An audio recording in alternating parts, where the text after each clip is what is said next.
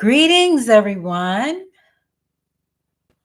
Diane Thomas here for another live on my Performance Coaching for Empowered Black People channel. So glad you could join me today. Just doing a little adjustments here. And let's see, as soon as I go live, I end up on this, on, on Chrome, I end up with a bunch of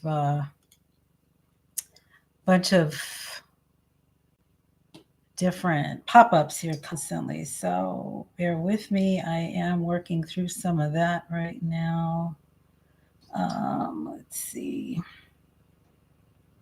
I'm just trying to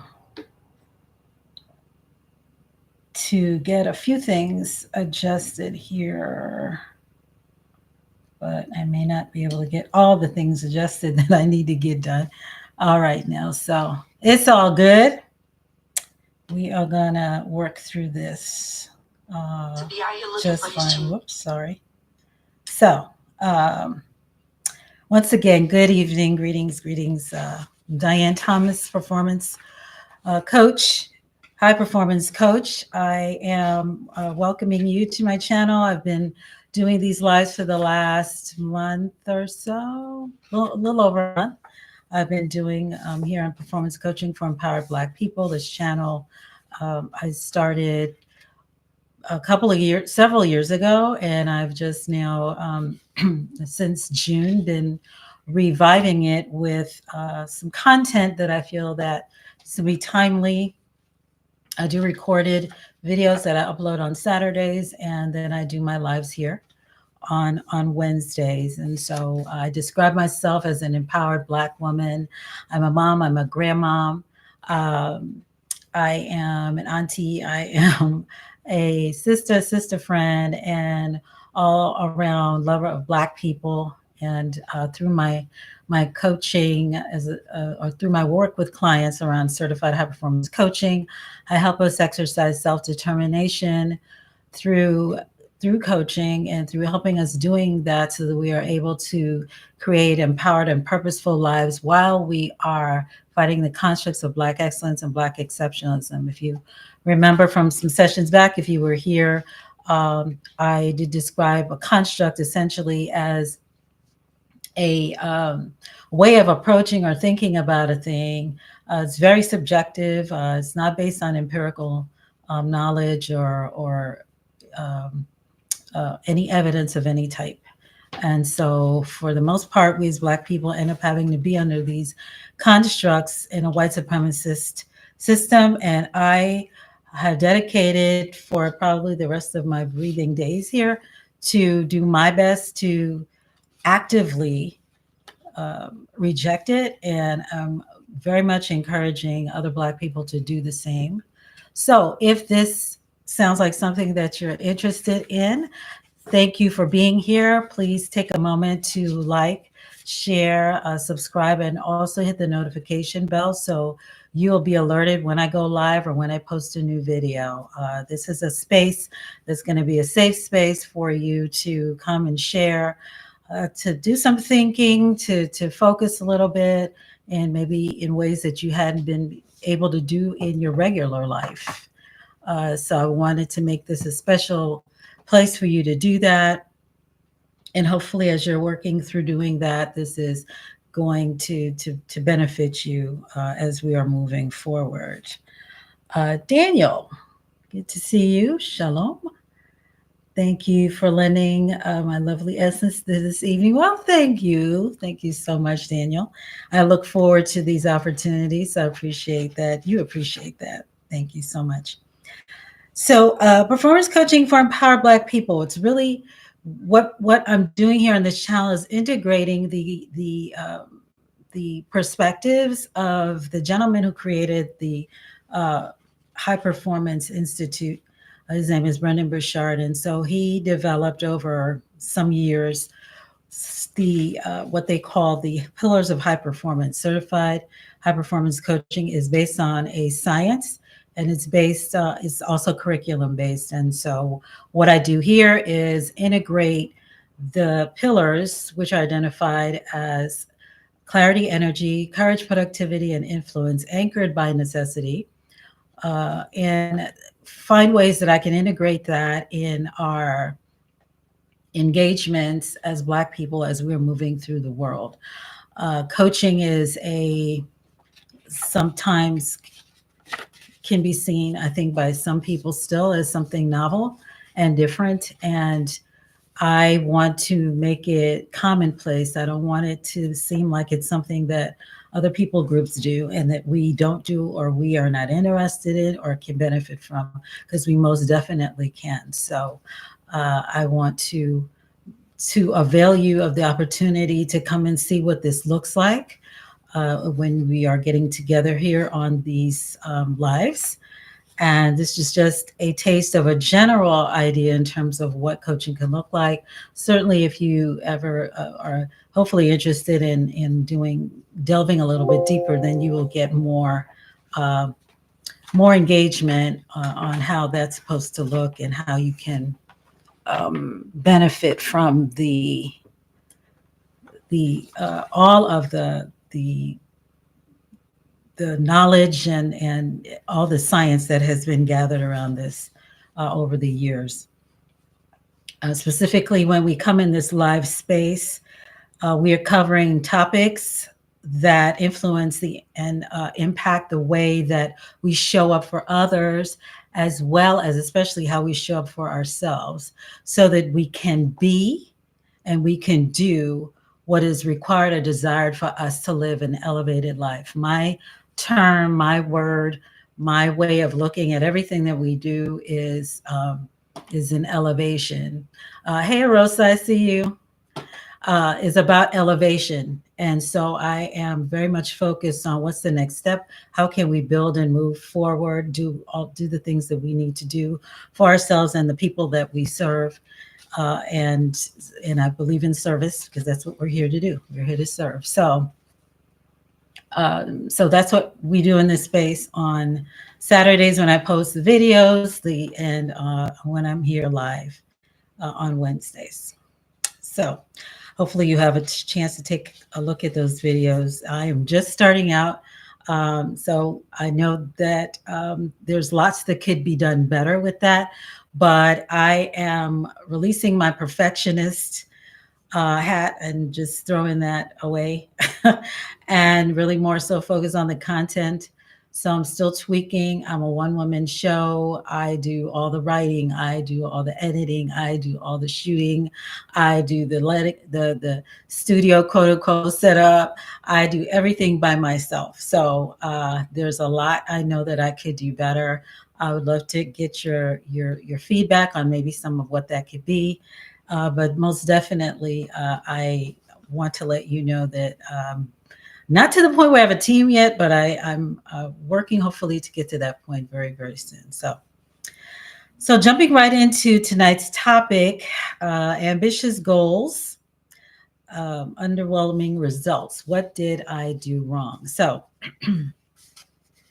I started, I'm always thinking, I'm a very monitoring person. I'm self-assessing. I'm always looking at the things that I can do better. And, this time of year, that's what a lot of us are doing because we are well, long story short, I don't know about you, for you, but it's been a tough year. It's just been a really, really tough year. And I've heard that verbalized more than I can remember this year. Certainly, we are still adjusting to whatever new normal is for us in this post-pandemic era that we are in. So we have to adjust maybe to new living spaces in ways that we are living with one another. We're adjusting to new working spaces. We're adjusting to, I'm in Georgia right now, and I went to what is known as one of the more expansive farmers markets in the state. And it's about maybe 10 miles away from me. so I drive there, to get there clearly. But I was walking through there yesterday, and I was recognizing. I think I probably saw it, but I've been seeing it, but it just didn't dawn on me until yesterday. The major shift in the way that they are doing business. So one of the things that they were very much known for was their deli section, or their hot bar section, or whatever term you want to use it. But they had a dedicated space for serving um, a lot of the food that they sell there fresh. They actually used to cook it and would sell it in a restaurant, sort of cafeteria style type of environment. And I wasn't here for the pandemic, but when I came back, I noticed that it was gone. And I thought, well, they'll probably bring it back because it was a big seller. I mean, I used to years ago work not very far away from there, and so I used to go there for lunch sometimes. It was a great place to just go and eat. And what was great about the farm, it's called Utica Farmers Market, was it's international. So every probably country in the world, you could find some kind of food that was represented there. And so a lot of people used to go there very regularly and have their um, lunch or whatever. Or maybe they'll get it to go or something like that. Um, but I walk by there every single time. It seems like I go there. They readjusted the space that they used to do this deli cafeteria in. And so yesterday I actually saw them doing like an assembly line where they are still cooking food, which is something that they were doing anyway, but they were actually packaging them and putting them in containers to put in the refrigerated section. Now, the refrigerated section was always there, but what I noticed is the way that they have rearranged or um, I guess retrofitted the space. Now it's like, wow, I guess this is permanent. They don't tend to bring this back. And I wonder if anybody said anything to them about, wow, this is really a missed perk that we used to have here, and we really miss it. I mean, I've met there for business meetings and all kinds of things. It was really nice, but it's just not a thing that's there anymore. So just getting adjusted to things like that, places that you used to go that you can't go to anymore since the pandemic. So some things may be good. When we think about the office space, so much office space now that's available in downtown urban or business districts, that they're thinking now they have to go in because people weren't coming back so quickly and wanted to stay in their remote work, that there's so much of this empty office space left. And so now it's rethinking how to use space, how do you use time, how do you use people, how are you going to um, re-engage people in ways that are going to be beneficial. So we are still adjusting, saying all that to say we are still adjusting to whatever this new norm is. And so it's an opportunity, certainly about doing things differently, as I just mentioned, a lot of people are doing. But it's also requiring those of us who tend to be a little slow on the draw to um, sit and think about what we need to do better, especially if we find that the things we were doing maybe before or since the pandemic still aren't working, and we're in year 3 going into year 4. So, um, so I started just thinking about all those things, and then really looking at my own personal situation and some of what I had maybe hoped to have happen this year, and for one reason or another it didn't. And wondering, trying to make sure that I am not necessarily having pity parties, because I don't do that at all. I don't sit uh, in um, in regret. That's not really a space I stay in. I'm really trying to think about what I can do differently and what I can move towards better. We had really big, massive things happen this year. We had major records broken with weather, with this inflation that they claim is kind of cooling off a little bit now. So they say, we'll see. So we had those environmental type things going on. Unemployment is supposedly still low, so that's not a big issue, but people are working differently, and that is in many ways kind of affected the way that I work, because I have opportunities to work with individuals with coaching, and I also have opportunities to work with groups. And while I did do a couple of individual, I did do individual one-on-one coaching this year. I didn't get to do any group coaching because some of the organizations that I was doing that with before were not able to hire me to do that this year. So that was like an adjustment. I had, an ambitious goal. I've even trying to add to my roster in terms of clients, and I didn't meet what my goal was around that. Um, in terms of just being able to move about more, I had been traveling quite a bit last year. Didn't travel at all this year. And a lot of that was due to some things would have been for business, and those business things didn't happen. So I didn't get to go to do that. And then, certainly for personal travel as well, wasn't really able to do too much of that either. So that was a goal that I did not meet this year. Also around collaborations, I had a couple of groups that I had been working with to develop some business projects with. And so I had some high hopes. I'm still meeting with some of these people. One group, things are going. It was, slow going, but it's picking up now, so I feel good about that.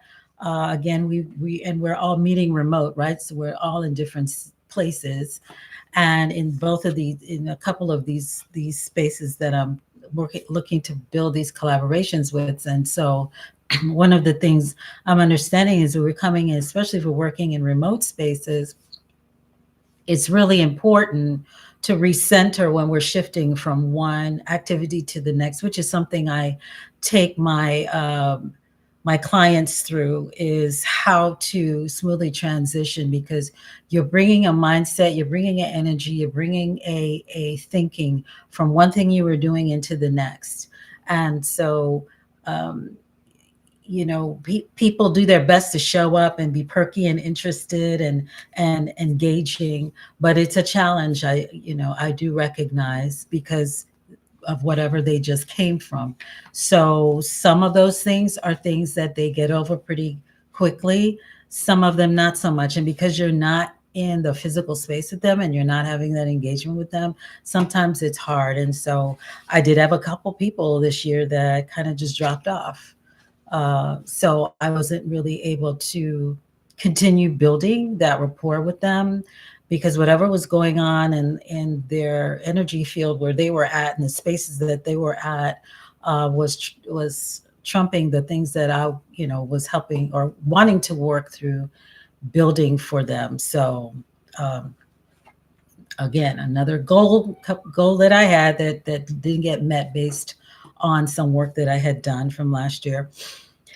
And so a lot of this stuff just kind of had me thinking. One of the major breakthroughs, though, I think, in these ambitious goals that I have, which was one new one that I added. I didn't even I began thinking about it last year, but I hadn't really um, fleshed out the idea completely. And that was actually the idea for this channel and the idea for where I wanted to focus my work. One of the things that when I'm coaching folks and I talk to them about if they feel that they're moving about from one thing to the next, and they may feel like they're jumping around a bit, a lot of that is because they are not clear about what their what the end result is certainly that they want, but how they want to show up and with the work that they're doing and in living authentically. And I had to, it took me about 12 months, well, from June 2022 to June 2023 to make that full circle understanding for myself. I had to get to where I was, when I talk about the work that I do, that I feel free to do it with no constraints. And so that's where I actually began to develop this idea around these constructs and recognizing that I felt restrained by them. And so I did not have a goal necessarily for um, refocusing who my ideal client was going to be. But because I had had a lot of this time and some things that didn't that didn't come to fruition as I wanted, I had ended up having more time than I had planned. And so it was something that was, it gave me the space to kind of think through a little more deeply about what those goals could be in terms of redefining my ideal client. Uh, but then even doing that, really drilling down more in terms of who they need to be, how they need to be thinking, um, what they believe that they deserve and they need. And so that has helped me frame how I present on this channel. So that was one good thing, I guess, about not meeting one ambitious goal, because the next ambitious goal, even bigger, was really building this channel and getting to engage with people who I felt I could bring the most value to and would get the most value from what I am doing. So, um, but nonetheless, I'm a doer type of energy. So while I took the time and it took me about a month to kind of get through that process in terms of working through who I wanted to serve. Um, I then had to get to serving those people and really focus on that. So that's what I'm been spending the rest of my time doing this year. But nonetheless, I do know, and I don't know if you have this challenge, that a lot of times you're just doing a lot of things, but you don't have much to show for it. And with all I did this year, that's kind of how I'm feeling. I'm like, oh, I asked the question, did I not, the things that I did, I had to look at what ROI, what was the return on the investment for all of this stuff that I was doing. And I'm like, I gotta, what did I do something wrong? I'm trying to figure out how I I didn't feel like I got the return that I expected, even though I'm really tired right now. With 2 weeks left in the year, I really wish that I was able to do more. And so last week we talked, which was is in the realm of what do you have to produce to be productive? So I guess I'm sort of still on that train a little bit, but recognizing the way and just knowing that it's really about the not. There's a lot of doing and the not doing, and so I think for the last couple of of days of this year, I'm going to see where I could get back to not doing. During this time when I'm looking at uh, the things I could do better. Whenever I get an idea and really just getting better at walking myself through what that process is. So asking myself questions that are going to help me see whether the idea I have is the right idea, because um, I do tend to just go with stuff. And sometimes, I mean, I'm an experimenter, so I'll just try a thing. And if it doesn't work, fine. But maybe one of the things I do need to do is really be more focused on second guessing myself and taking myself through the rigors of it, as opposed to what ends up happening, which is not in character for me. But because I'm so frantically looking for an outcome, because I still have to work, I have to work just like my clients on making sure that I'm focused with the end in mind. But I'm so focused on the outcome, I'll end up throwing a bunch of stuff, like they say, against the wall and seeing what sticks. And I I did a lot of that this year. But at least I know the things I did make record of, I do keep notes and make record of what I tried and didn't work. So I don't have to go back to that thing again, but maybe making that process a little shorter. Um, the other thing in terms of what may have hindered me or things that I could do better is around making sure that I have the resources that I do need to make happen. And so I will say this as an entrepreneur, I have had a lot of trial and error, which tends to be the case in most people's experiences, other entrepreneurs that I speak to. So I know generally I am not isolated in that. Um, I entered a lot of opportunities in ways that I felt, well, I could just work through this and see what happens. uh, but I do need to make sure that as I'm entering doing a thing that I have all the resources. And so that's time, that's money, that's expertise. That I don't spend my time um, going for opportunities that I know I'm probably, or I don't even know, but I would like to a better steward of my time and my resources as I am thinking through opportunities that come to me. So I definitely think that's something that I may not have been doing as well, that I do need to do better in the future. And then asking myself, which is a thing that's always in the back of my mind, am I uncomfortable about being seen as failing and starting over? This is another thing in terms of anything that you try new. So you don't necessarily have to be an entrepreneur. But another one of those challenges is I heard someone say, well, a lot of people are scared of being seen starting small.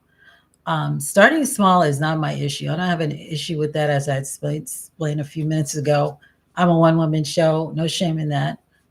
Working through a lot of this stuff on my own, but you do, there's a consideration about how many times people see you starting over and over and over and over.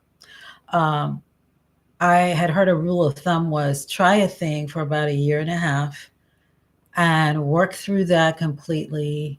And then you may have some sort of benchmarking process or milestones that you would believe you need to meet so that you understand what those outcomes should be. And if you haven't met them by the year and a half, then let it go.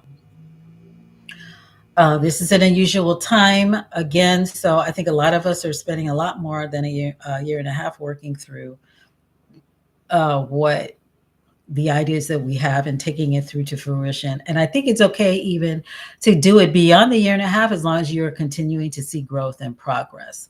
If you feel that you're getting stuck, and honestly, this year I was kind of running up against walls um, or barricades or whatever terms you want to use in a number of projects that I was working on with people who I had thought we were straight about to sign contracts and everything, and then they, for one reason or another, backed out, right? So whatever the reality was for them, they were probably as well trying to feel out, do I have the resources, can I do this, can I do that, and recognize that it wasn't working for their timetable either.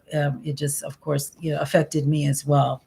But so they were dealing with some level of disappointment and failure on their end and not being able to see things through, and I was looking at failure in that way as well, because I'm like, okay, so I had this plan about this thing working, and then I've not been able to follow it through. No fault of my own, but it's what happened. I need to start over again. And I will say now, as I say to clients and anybody that I talk to, there's this term you probably heard about, failing forward. And I think that um, that is that's good as long as you're taking the lessons from it. um, and putting into practice, releasing the things that you haven't been doing, that you did that weren't working, and embracing new things. So constantly learning helps you, if you're failing forward, recognize what you've learned from what you did that didn't work, and that you are doing it differently. I've lived with failure a lot, so I'm not uncomfortable with it. I also, at the same time, ask myself, "Gee, I don't. I do know though that I want to give myself a timetable for things not working out because I don't want to get used to things not working." And I think for us as Black people, um, we're so used to not seeing things happening in the way that we're expected to, or we would hope, to the point even, we may have been even taught this by people who are responsible for our care, that we really shouldn't expect much. There's not going to be accommodations made for you. Just know you got this. Goes back to the Black exceptionalism stuff. You got to work 3 times as hard to be twice as good, et cetera, et cetera, et cetera. And so we get very comfortable with failure to the point that we don't continue to push and uh,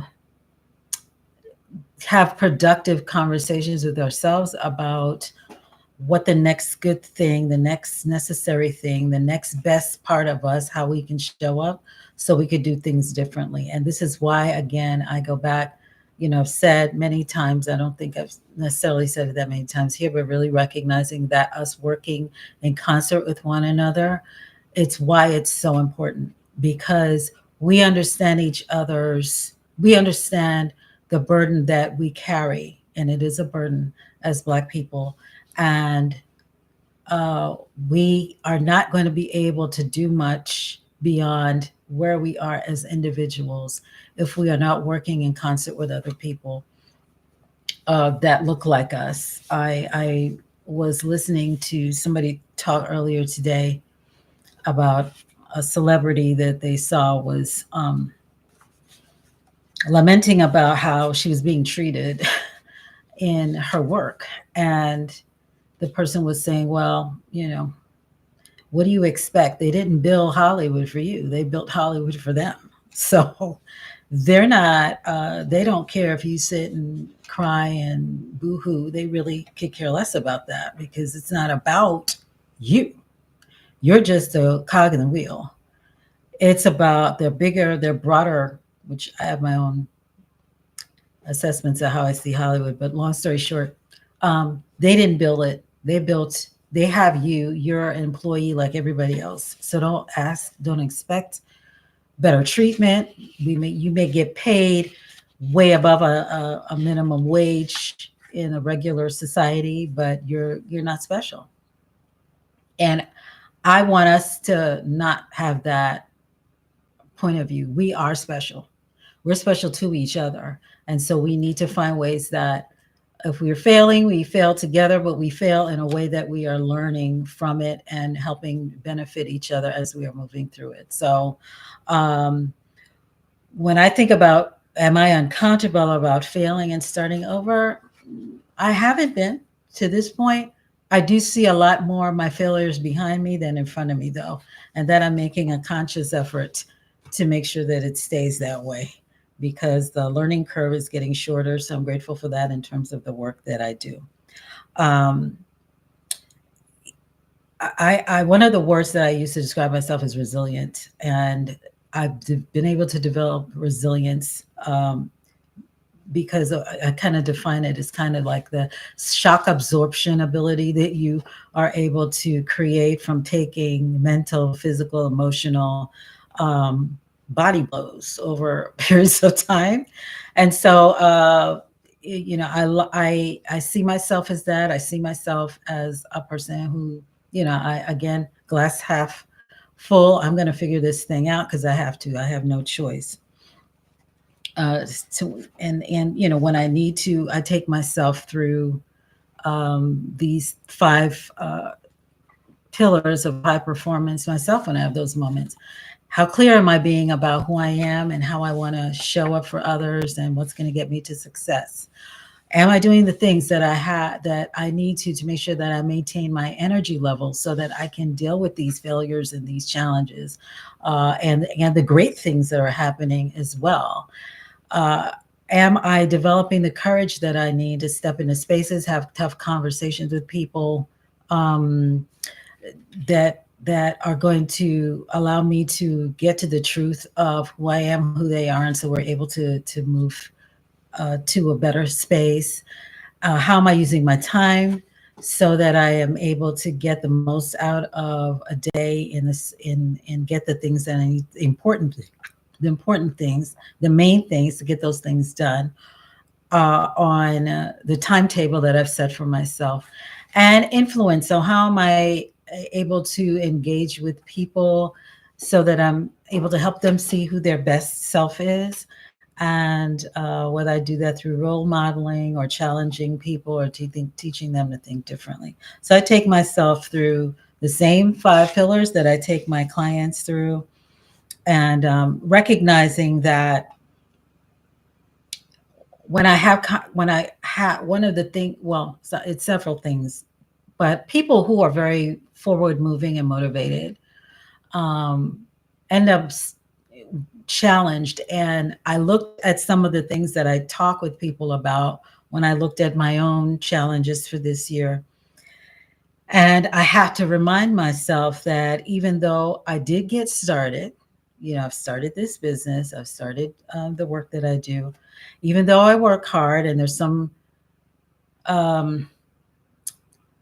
some arguments or schools of thought about working hard as opposed to working smart, right? Even though I'm passionate about what I do, I love Black people. I want to help us elevate and get to get more done and be more. I focus on my strengths. I know the things I'm really good at. I know the things that I'm not. Um, I practice my craft a lot.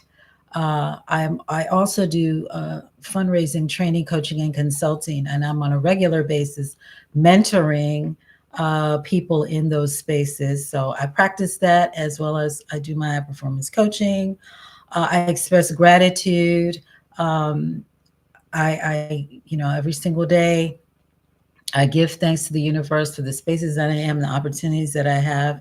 And I stick to it consistently. If nothing else, definitely that year and a half timetable, as I was saying before, I'm constantly doing that.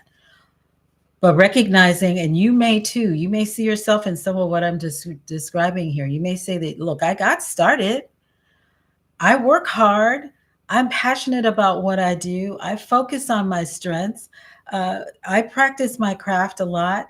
I express gratitude, and I'm consistent. You're saying this yourself, but then you're still looking at, like, okay, what happened? Is there something I still am not doing? And recognizing that even though that there are some things that got you where you are right now, and you're okay with that, that or not, you're okay. Well, you understand that you did get to some level of success. So that's this year, last year, whatever with that. But it's not enough to, especially to sustain you over the long term. And this is what I work with clients about, is really the importance of getting to that level of performance and staying there. You've got to get to a place where it's something that you can maintain. Again, I use the example of elite athletes, and recognizing that they spend a lot of time preparing for whatever the event is that they're competing in, and they have to eat a certain way. They have to get a certain amount of sleep. They got to hydrate themselves in a certain way. They have to set a practice schedule for themselves. They may even decide that certain activities they're not engaging in anymore because their sole purpose is to get to uh, this outcome that they're looking for with this competition that they're in, or something like that. Then after they get there, they're like, oh, well, I'm taking a break now for 6 months. I'm going to go hang out, some exotic place and just eat hamburgers or something like that. And then when the next meet comes, then they got to start all over again. That is not what you want to do as a when you're getting and working towards high performance. Is how do you get to that elite level and stay at that elite level? Because that is what I teach highly motivated, empowered Black people to do. They need more than those ideas, those, getting started and being passionate and being consistent. They need more than that, because doing new things is challenging, and significant changes that you're looking for in the new things that you're doing, you're going to require, it requires help. A lot of times it requires a partner. So I go back again to us working more collaboratively together with each other and looking for the expertise in someone who can help you get to those higher levels. And so when I'm talking with folks about coaching, that's what I tell them. You are just amazing as how you were able, with all that you had going on, to get to where you are at right now. But they themselves will say, I know I could do better, I want more. What do I need to do to get there? And that's definitely when you need to have a coach to help you to get to that level. And as you know, I've invited you at every session that we get to be together here to sign up and apply for a slot in the high performance coaching, to get your free session for high performance coaching. That invitation is always open. There will always be a link here for you to do that.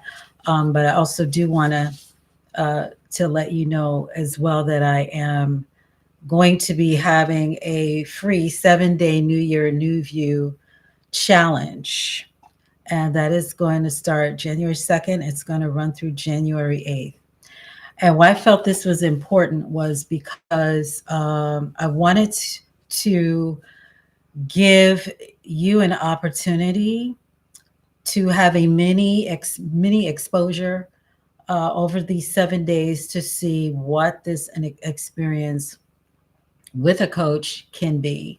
If you've never had that before, it's not even going to be something that's going to cost you anything outside of 30 minutes, maybe. I've got this right now at between noon, I think noon and 12:30. And if you miss it, it's fine because you can watch the replays.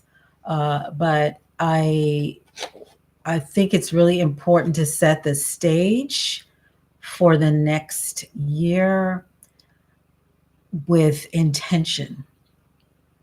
And in doing that in small incremental bits, as you're able to do now, I think that'll be really great for you to be in a position to do that. So that challenge is starting on January 2nd.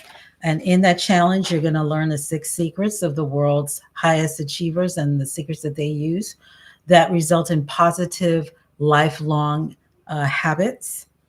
How exhaustion and overwhelm, discontent, fear of missing out, and distractions, sabotage, resolutions, etc., how they can keep you from having that forward momentum and what you can do about it. And then how to inventory your thoughts and your emotions to develop value driven problem solving approaches that lead to success. That's just 3 of the things that we'll be talking about. There's going to be lots more available to you, as well as live coaching. So if you are interested and you have a question that you would like to, maybe something that's you've been pondering for a while that's come to mind and you want to have addressed during the time that we're together, if you send me that question, I will be happy to answer it for you when we are on the live coaching challenge training opportunity there for you. So I want you to look out for that. There is a link in the description below that will give you access to a form that you can fill out. And once you do that, you'll get on the list and you will get the link in your confirmation email.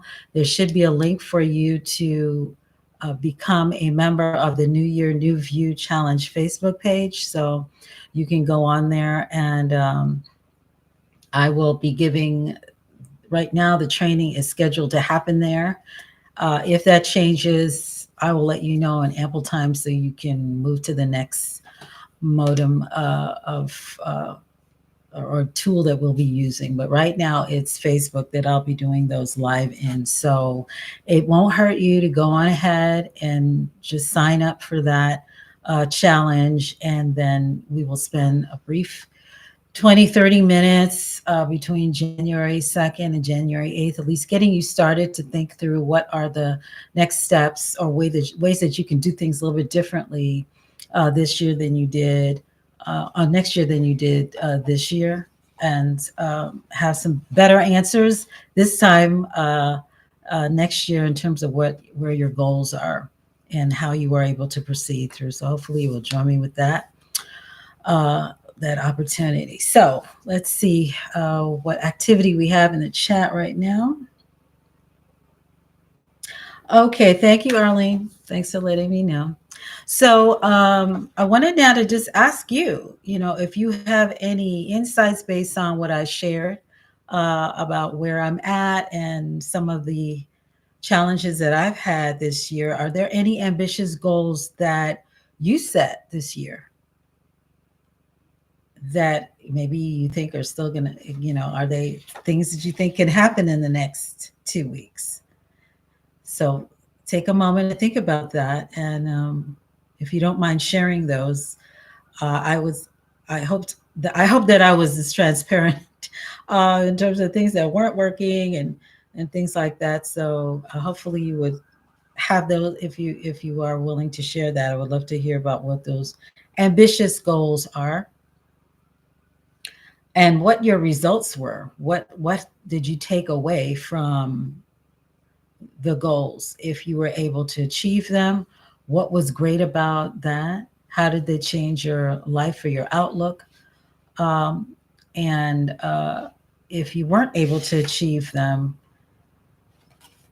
was it in spite of the fact that you were working hard and that you were passionate about what you wanted to do, and you got, at least you got started, and so what are some of the things that you can identify that you already know, oops, this is probably why I'm having the challenges that I had and the results that I got? And if you did anything that was really stuff you shouldn't have been doing, really something that you second guessed yourself about, you went on ahead and did it anyway, and then you had that outcome. And then what did you do, or what can you do differently and prepare to do differently? And how would you prepare to do it differently? I think one of the great things with the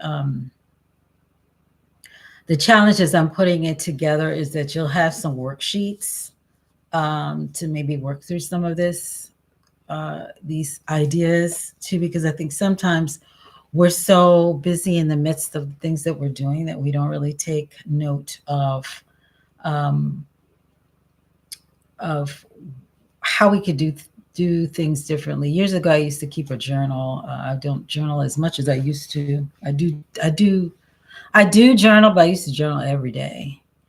And what was great about that was every year I could go back at the end of the year and go look and see, wow, I did a lot of living this year. I learned a lot this year.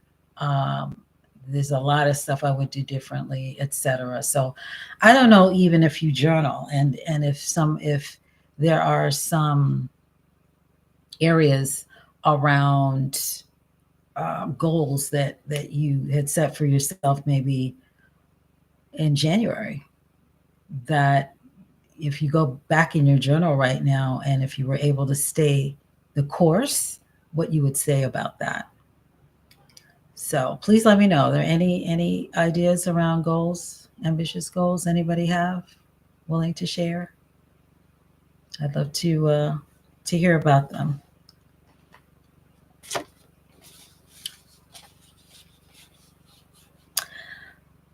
Let's see, Arlene, I was not able to complete a fourth quarter goal.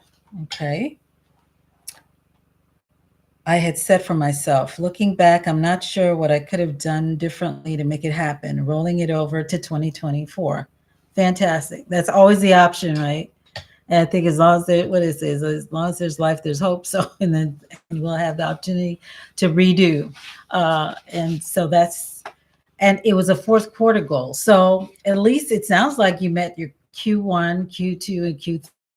So that I applaud you for. I think that is huge. If you had one quarter where you were off, given everything that's been going on this year, I think that is awesome.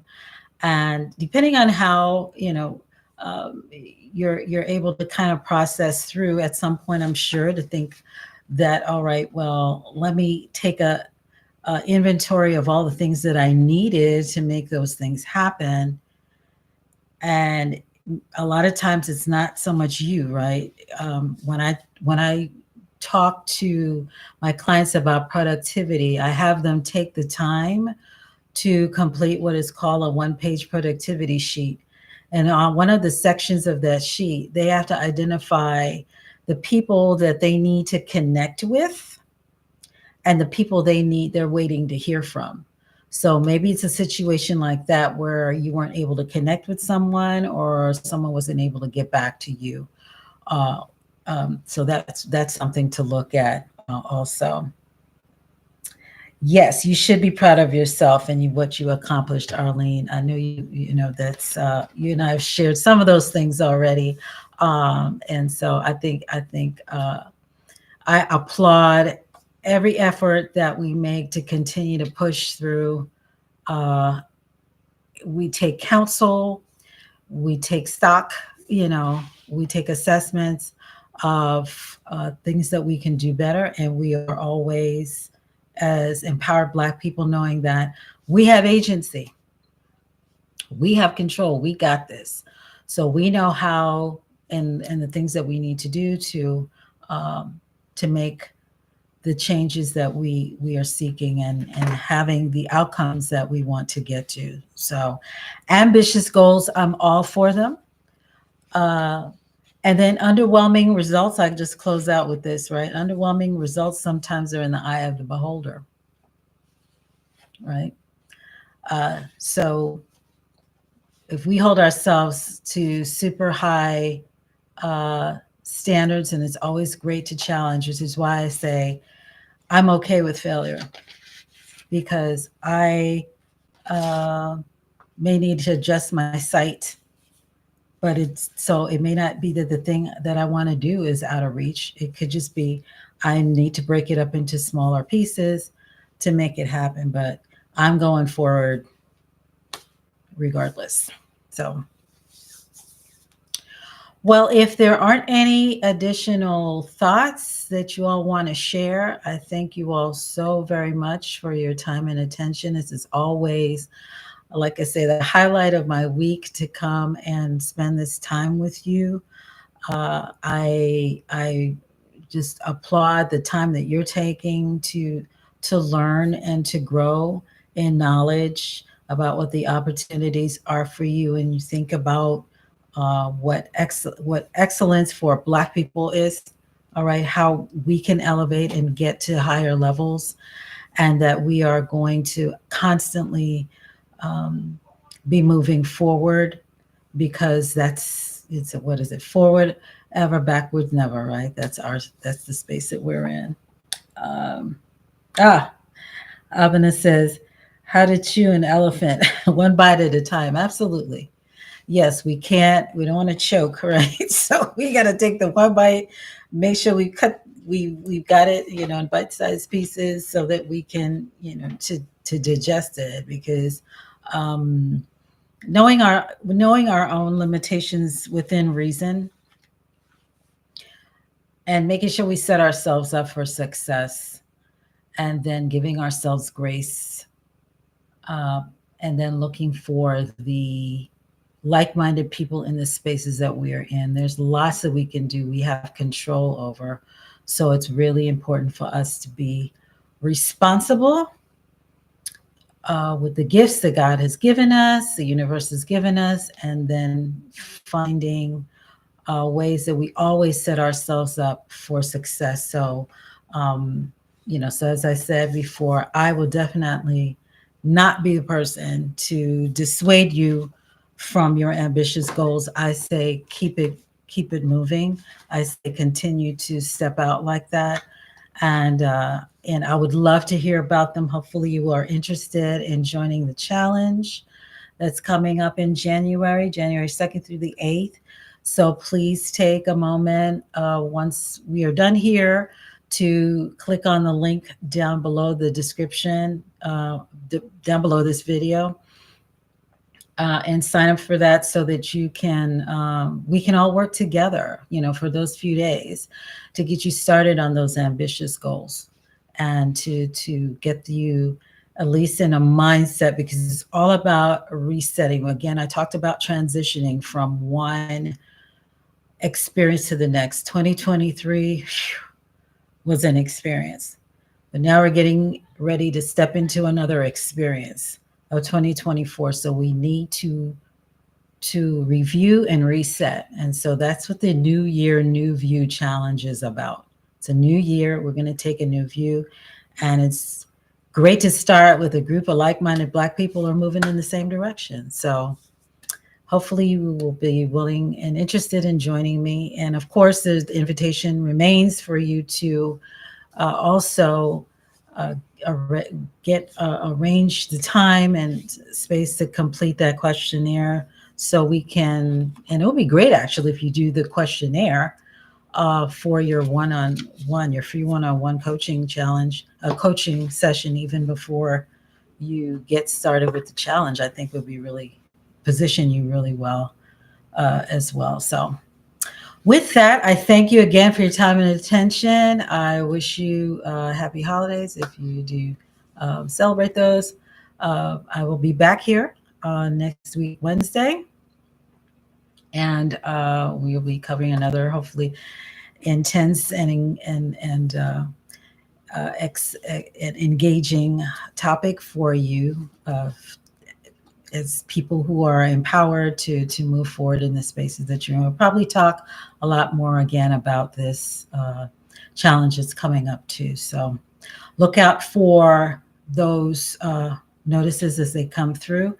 Again, I encourage you to like, share, subscribe, and hit the notification bell to make sure that you don't miss anything. You can also sign up for email notifications. If you are not here through an email and you want to make sure that you're getting emails, then go on ahead and sign up for that as well. Thanks for keeping it real. Arlene says, well, you are very welcome, girl. I don't know another way to do that for sure. So, all right. Well, with that, I'm going to let you go. Take care, be safe, and well.